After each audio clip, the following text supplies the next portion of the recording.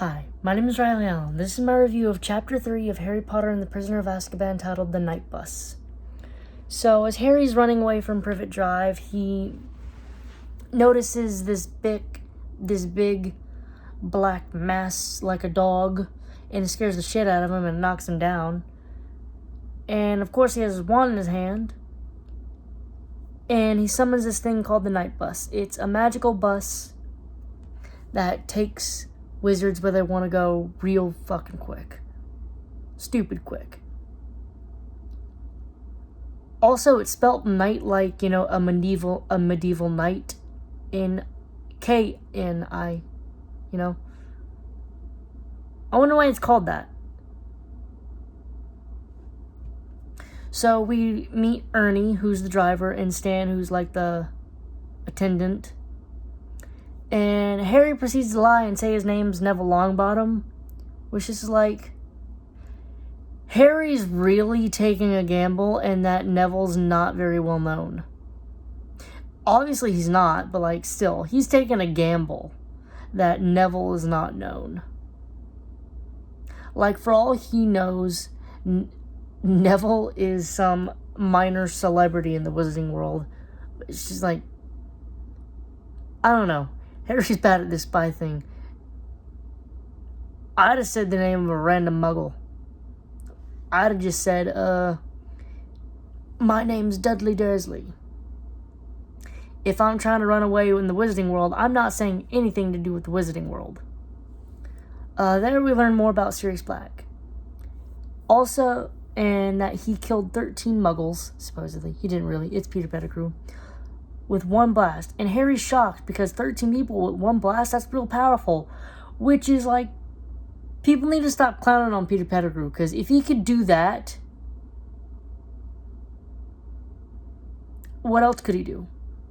Granted, it probably took a good amount of luck and fear driving him to have that power, but also, yeah. It's a good thing that he scared shitless of Voldemort and he became nerfed, or else we'd have been dealing with that Pettigrew. Can you imagine if we dealt with that Pettigrew? Damn. So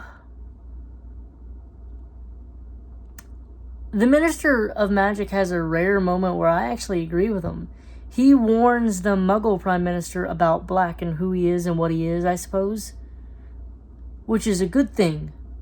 If you got a mass murderer out there who's in Azkaban for killing 13 muggles, I suppose it'd be a different thing if it was just 13 wizards. But it was 13 muggles. So, the Fudge could have been worried that he'd go on another killing spree, I suppose. Maybe get that 14th and 15th. Raise them numbers up. Maybe he was getting mocked in Azkaban by the other Death Eaters. Only 13? Rookie numbers. So, Harry gets to the Leaky Cauldron and he meets Fudge. And Fudge is obviously worried. He's like, glad we found you. I thought, obviously, it doesn't matter. He obviously thought that Sirius Black got his ass, but And then Harry is the luckiest son of a bitch ever with Sirius Black's escape, because they're willing to throw away his cursing Marge under the rug, just yes. Simply because I suppose they're worried about Sirius Black, maybe. Also because he is Harry Potter. I do believe that it has a decent amount to do with the fact that he's Harry Potter in this situation. And the fact that he defeated Voldemort. And it's getting stirred up again with Voldemort's second in command, who's tied to him very greatly, escaping. So supposedly second in command. Or if it wasn't for Sirius Black, Harry would have probably been punished. Maybe no, I don't think Dumbledore wouldn't have allowed it. He'd have pulled some strings because, Harry getting expelled after second year doesn't really bode well for Dumbledore's plans of the future. Well, shit. I already put my eggs in that basket. Can't get that kid. Can't go back to the other one. I've met that kid.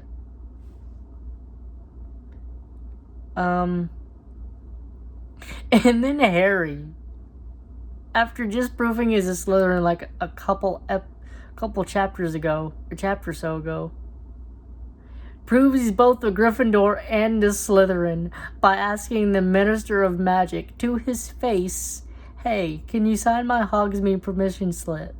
And the damn thing is, it'd have worked if it wasn't for Sirius Black. It would have worked.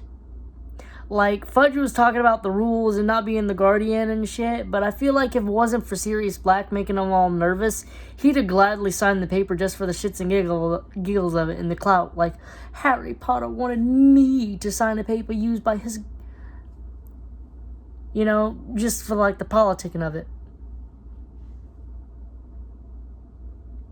So Tom, the barkeep, takes Harry up to his room because he's going to be staying in the Leaky Cauldron for the rest of the summer.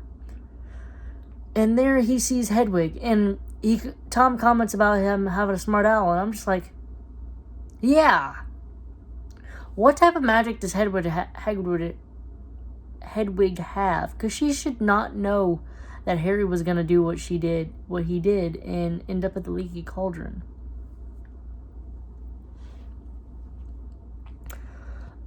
Overall, this was kind of a boring chapter. It's one of them early plot-defining chapters.